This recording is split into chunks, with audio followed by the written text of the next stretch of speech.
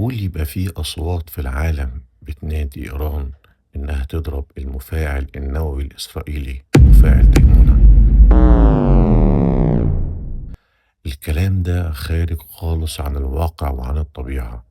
وعشان نعرف قد إيه المأساة اللي ممكن تحصل من الموضوع ده، هنتكلم على حادثة قريبة جدا في التاريخ، وإحنا ناخد منها العبرة والعظة. تخيل معايا مدينة نايمة في هدوء الليل، وفجأة انفجار يهز السماء. مش صاروخ عادي، ده مفاعل نووي بيتضرب. هل ممكن تتكرر كارثة تشيرنوبل؟ سنة 1986 حصلت واحدة من أسوأ الكوارث في تاريخ البشرية، كارثة تشيرنوبل. انفجار واحد بس قدر يلوث قارة كاملة ويحول مدينة كاملة لمدينة أشباح. ولكن إيه اللي حصل؟ في ليلة هادية مهندسين كانوا بيعملوا اختبار أمان، لا شيء يوحي بأي خطورة، ولكن فجأة انفجارين ضخمين فتحوا قلب المفاعل بالكامل. تخيل معايا إن اتنين بس ماتوا مباشرة نتيجة الانفجار، ولكن الكارثة الأكبر كانت بعد ما رجالة المطافي جم عشان يطفوا الحريق كأي حريق طبيعي. ما كانوش مستوعبين إنهم قدام الكارثة الكبيرة. بدأ معظمهم يقع من الإشعاع بمجرد إنه قرب، بس محدش فاهم حاجة. كلهم ماتوا بعد أيام بسبب الإشعاع الشديد اللي تعرضوا له.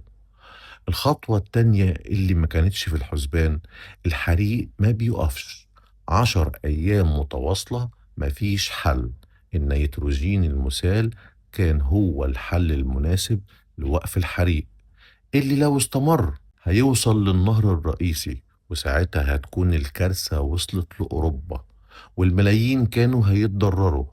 الشرطة والجهات المختصة حاولوا يبعتوا طيارات فيها النيتروجين المسال، ولكن بمجرد ما الطيارة قربت من قلب المفاعل وطارت فوقه، الأجهزة ما تحملتش الإشعاع ووقعت الطيارة. مفيش حل، الوقت بيجري. الحل كان التضحية.